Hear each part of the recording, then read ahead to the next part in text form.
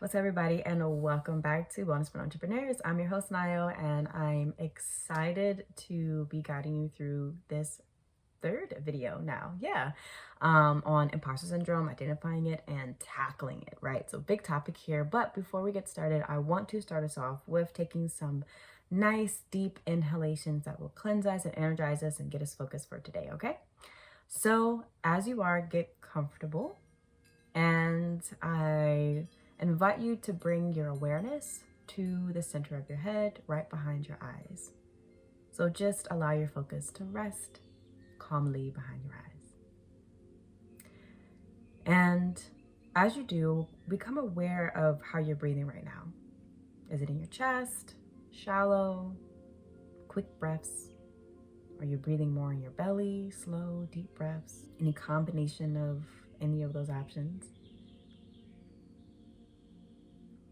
And now I want you to consciously send your breath down to your belly, like we practiced in a previous episode. And when you inhale, allow your belly to expand. And when you exhale, allow your belly to contract. Take a moment to just feel that out. Get comfortable with it. And even if you still aren't comfortable by the time we start breathing together, that's fine. You'll get comfortable with it. The more you practice, the better you'll get. And the more you'll just start naturally, unconsciously begin breathing from your belly. Okay, great. So during this practice, you can inhale in through your nose and out through your nose, or in through your nose and out through your mouth as a cleansing breath, okay? So together, in through the nose, feel the belly expand, and let it all out.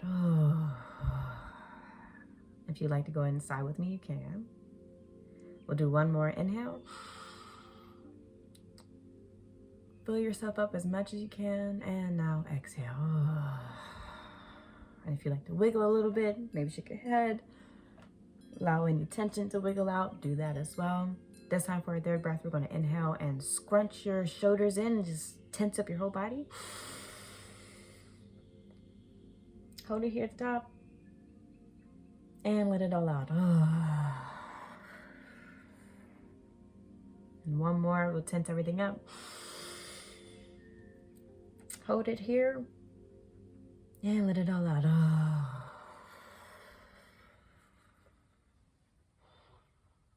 I invite you now to return to normal breathing. Notice if anything's different. And I invite you throughout the rest of this specific episode to consciously send your breath down to your belly and breathe in, allow the belly to expand, and out, the belly to contract. And if you would also like to practice the breathing practice that we did last time, which was the equal parts breath, breathing for 4 counts in, holding for 4 counts, 4 counts out, holding for 4 counts during this time, you can also do that. Or you can just chill and hang out with me and not do anything specifically other than, just listen, and we're here together. So let's get right into this, right? So in the first episode, we talked about awareness, self-awareness, the power of your awareness, especially using it within your business for a myriad of things. In the second video, we talked about the importance of being able to use that awareness to understand your beliefs, to understand, the structure and the approach around your business, and understanding whether or not that's optimal for not just your business, but also for you. So really working on cultivating that work-life balance. So attacking the nutrition and everything else. So that's awesome. Those are 2 really, really important videos that I wanted to start with. The next video that I want to talk about, which is this video, which is talking about tackling imposter syndrome. And really completely moving past it so that you don't really entertain that type of energy or those thoughts that may come with imposter syndrome. Now, of course, as you master things, you get more confident in doing something, the imposter syndrome will naturally relax. Ideally, it should, right? And then maybe when you take on something new and you realize that maybe you're not immediately good at it and you start failing, the imposter syndrome may possibly come back, and any type of thoughts leading to that may also come back and be like, oh, you suck at this, you should stop.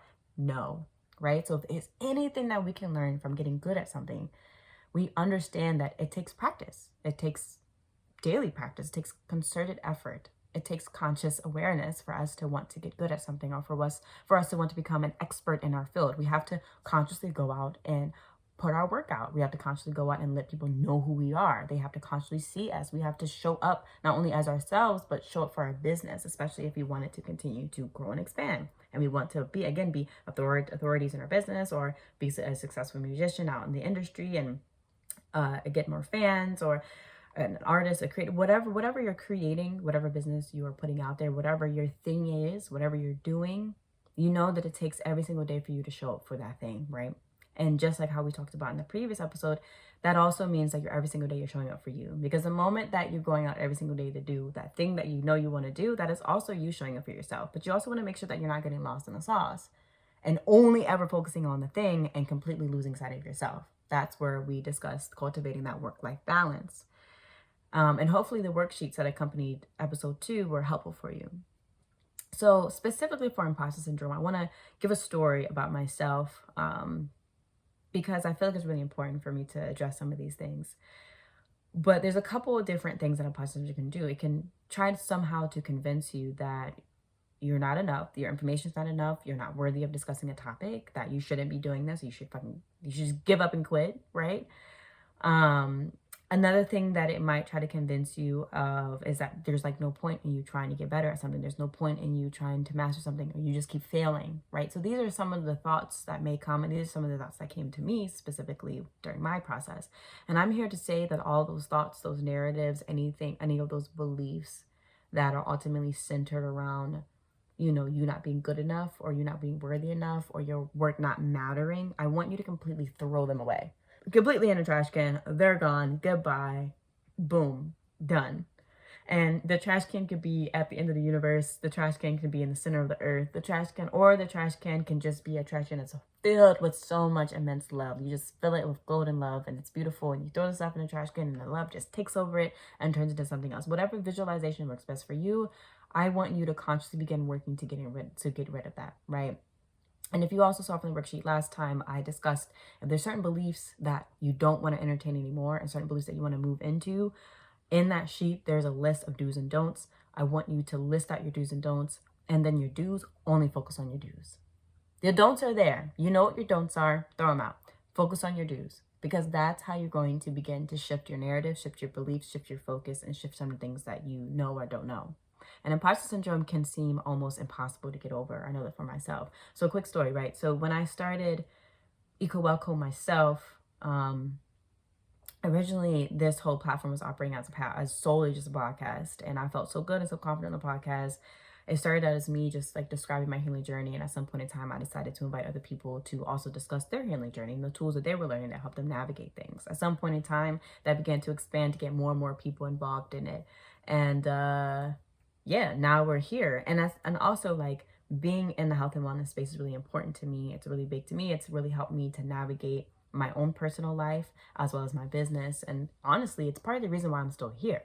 As part of me being in this space and having imposter syndrome, it was almost like, it seems like there's other folks in this space and know what they're talking about. I had only but so much experience with this, so I wasn't sure if I had enough know-how or expertise.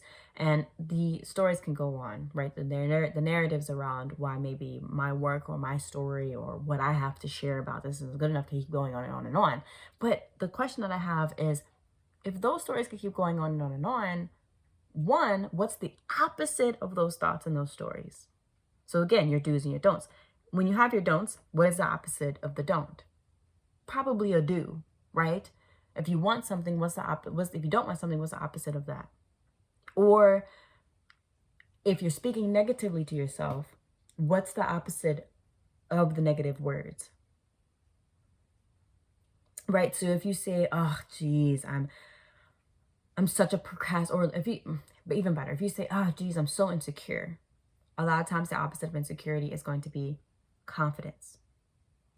So even if you feel insecure right now, what would happen if you allowed yourself to focus on that confidence? So if you felt insecure in your work, which is what imposter syndrome is really going to try to nail in to you, is feeling insecure about your work, about your talent, about what you're putting out there. If you feel insecure about that stuff, but you know that you want to feel more secure in your work, in your talents, and you want to more confidently put yourself out there. You want to more confidently put your work and your talents out there to attract more business, more money, whatever it could be, or just to more authentically create how you know that you really want to. But geez, you're so scared and insecure right now that you feel like you really can't do anything. It's like stifling your creativity. How do you then shift into that confidence dynamic? How do you get there? I mean, that's the biggest question. How did I get there? Shoot, honestly, it took me a while. I don't hold you. It took me a while because the birth of Eco Welco ended up coming because I ultimately married the combination between mental health and wellness and environmental connection, eco consciousness, or environmental wellness, right? Because us and nature, humans and nature, we're not separate. We're the same. We are literally, our bodies are literally a part of nature, right? But what's interesting is that I never experienced nature having an imposter syndrome in itself. Nature knows its role. Nature has so many different moving parts to it, right? So if I was to see nature outside of myself, I see nature having all these moving parts. The trees know their role, and there's different types of trees, and they group together how they group together, and they all have the various roles. And then there's various animals and insects that are living inside one tree, but yet there's a niche at different parts of the tree, meaning that like at one part of the tree, the animals and our insects live here, and then another part of the tree, there's animals and insects living there, and maybe they interact sometime, but they're not feeling like, oh, well, I can't be this type of squirrel because I'm not good enough to be. No. The squirrel is being a squirrel because the squirrel knows that it's meant to be a squirrel. Whether or not it's consciously like, I'm a squirrel and I'm meant to be a squirrel, it instinctually knows the roles that it's supposed to do. It knows how to operate. It knows when to stop, when to not stop, when to eat, when to not to eat, when to be alert, when to not be alert. I mean, granted, animals are pretty much consistently operating on survival mode, but if a squirrel were to hesitate, which really imposter syndrome is just a big fat hesitation that's combined with a lot of self-deprecating language and beliefs. You hesitate for long enough, you get absolutely nothing, and you probably kill over and die. You hesitate long enough as a squirrel, the hawk might swoop in and get you. Or maybe if you even hesitate for a second. Now, I'm not here to blackmail hesitation completely because, you know, there could be times to give yourself an extra moment to really think about something before you completely dive in and do it. But I'm just here to say, if you really step back, if you're an entrepreneur, creator of any type, and you are fighting any type of imposter syndrome, whether or not you're starting something new or you're established in what you do and you still tend to fight this, I will say that it is 100% up to you to get over that mindset. It was up to me to get over mine. And I'm not saying that I'm perfect. Every once in a while, an old feeling from how I used to feel about myself when I had that, oh, my work, I don't know if my work is good enough or if it'll impact really enough or if it really matters to share my voice. When I tell you that those thoughts, those beliefs are all false, I want you to know that they're all false, and I want you to feel it, and I want you to believe that they're all false. Your life matters. Your work matters. And what you're here to offer us, how you're serving us, the community, it matters so much. So the practice that I detailed in the worksheet of consistently showing up for yourself, consistently putting in the effort to one, be aware of the thoughts when they come, because it really all starts with awareness. You can want all day long to feel more secure in yourself and more secure in your work. But if you're unwilling to try out some things, then you may continue, or to be aware of what's going on, or to marry the awareness and desire in some practices, then you may constantly exist in some sort of an operational type of imposter syndrome. It's almost equivalent to how I was like when I was dealing with high functioning depression. I was depressed, but I was still doing things. But when I really took the time to sit back and allow myself to be aware for a moment, I realized just how sad I was, just how exhausted I was, just how things could end all right here and right now when I'd be cool I was. There is a type of freedom that actually comes from allowing ourselves to be aware of our current mental conditions, of our current body conditions, of what we want and don't want, and how we may or may not be contributing to that. And I believe that the imposter syndrome it's really harmful. And when we are working to get over these things, it's really just going to take us daily becoming aware of the thoughts that are associated with it, any feelings, identifying where in the body, like we did in episode 1, maybe some of those feelings or beliefs may be located. Maybe you could just ask yourself, where are the thoughts and feelings about imposter syndrome located in my body? And just allow yourself to breathe through that. You ask the question, and you don't go searching or hard. You ask the question, and it'll come to you. You'll either feel it, it'll be some sort of a knowing, or it'll be something else that'll just bring it to your awareness and your attention. But you just allow yourself to just be aware of this. Allow your body to work and to show you. Allow your body to communicate with you about what it wants and what it needs and what's lodged in it. Because that's going to really help make the difference between you continuing to be stuck and not understanding why you're stuck or why you're in pain, and you being able to becoming more aware and being able to move forward with the tools that I'm presenting to you here. So when dealing with imposter syndrome, similar to what I discussed before, is identifying it, becoming aware of where it may or may not live in the body. And if it doesn't live in the body, that's fine. And if it does, then you can practice the tool we talked about before, which is sending some healing energy and some healing light to that area where you can envision it, or you can envision it coming out of your hands and you're just hovering over that spot. And then you want to make a conscious effort every single day that once you become aware of those thoughts, to stop them. And remember your list of what you do want to believe and how you do want to feel. How do you want to feel? That's going to be the biggest prompt for today that I want you to answer. How do you want to feel? And just like before, accompanied with the previous episode of your do's and don'ts, what it will be accompanied with today's is how do I want to feel and how don't I want to feel? And I want you to do the same thing. List them out. And when you realize how you do want to feel, focus on that. So now you have your do's and how you have your do want and do feel. And I want you to really begin to focus on those things. And you can even keep those with you close by. Especially if you're just beginning out, you may falter, and don't feel bad. Extend yourself grace during that period of time, because it's going to be really, really important and helpful. Compassion is where we get to exist at. So imposter syndrome may induce a lot of suffering. But if we allow ourselves to exist in a state of compassion for ourselves during this period of shift and healing, and also just every single day, we're able to actually see what's going on for what it is without trying to shove it away, without trying to shame ourselves for existing in that space. Because it's okay ultimately. Ultimately, that's where I had to come. I had to come to a place of deep acceptance and compassion for myself. And that compassion allowed me to literally just cradle the pain, cradle any suffering, and cradle any self-deprecating beliefs that were really holding me back in myself and in my business. Because once I cradled them and showered them in love, that's the deep awareness. Nothing can hide in the gaze of awareness.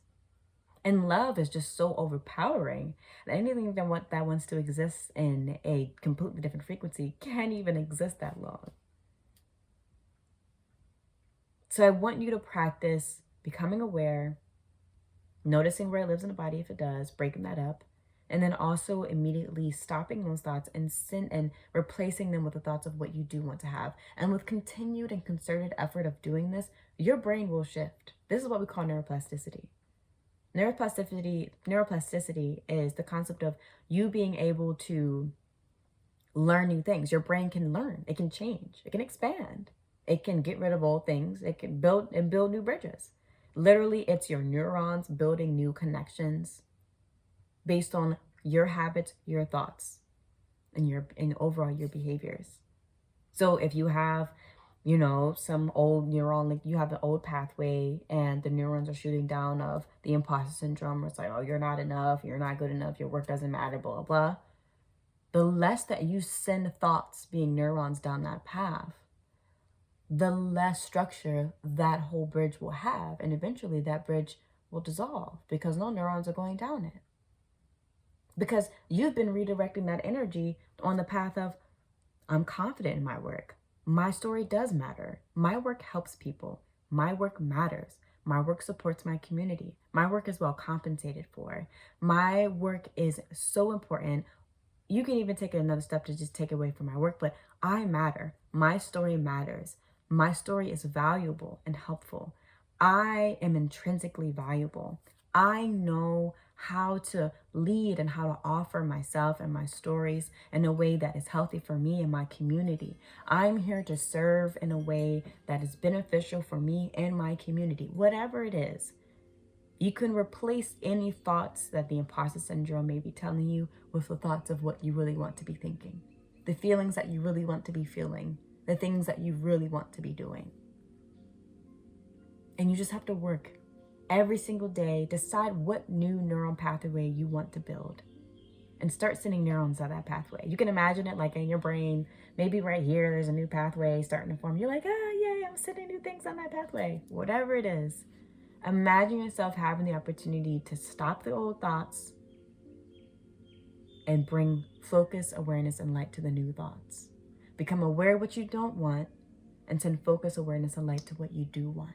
And during that entire process, however long it takes, it can take a day, 2 days, a month, 2 months, a year, however long it takes, every single day, do your best. Be consistent.